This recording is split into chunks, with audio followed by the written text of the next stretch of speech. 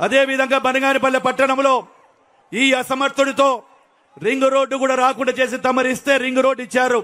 దానికి టెండర్లు పిలిస్తే రివర్స్ టెండర్ల ద్వారా కూడా చేసి ఈ రోజు అది కూడా రాకుండా నిలిపివేయడం జరిగింది. అదేవిధంగా సార్ రాముకో రైతులకు భారతదేశ చరిత్రలో ఒక్కసారి అమ్మిన పొలాలకు ఎక్కడ కూడా డబ్బులు ఇవ్వలేదు. అమ్మిన 17 సంవత్సరాల తర్వాత మళ్ళీ రాముకో సిమెంట్ రైతులకు మీరు చేసినటువంటి సహాయం జీవితంలో కూడా మేము మర్చిపోలేము.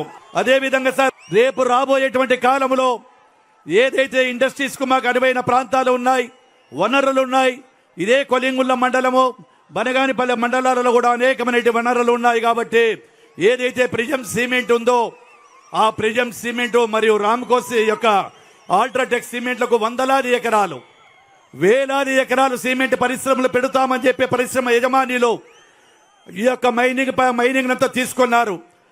కాబట్టి దయచేసి మీరు వచ్చిన వెంటనే ప్రిజం సిమెంట్ను తర్వాత అల్ట్రాటెక్ సిమెంట్ను కూడా కొత్తగా మళ్ళీ కొత్తగా పెట్టేటువంటి ప్రాజెక్టులు చేసి మాకందరికీ కూడా ఉద్యోగ భద్రత కల్పించాలి.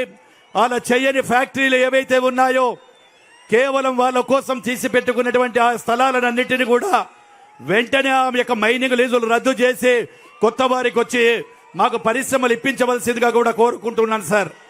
ఎందుకంటే ఆ పరిశ్రమలే మాకు జీవనాధారం.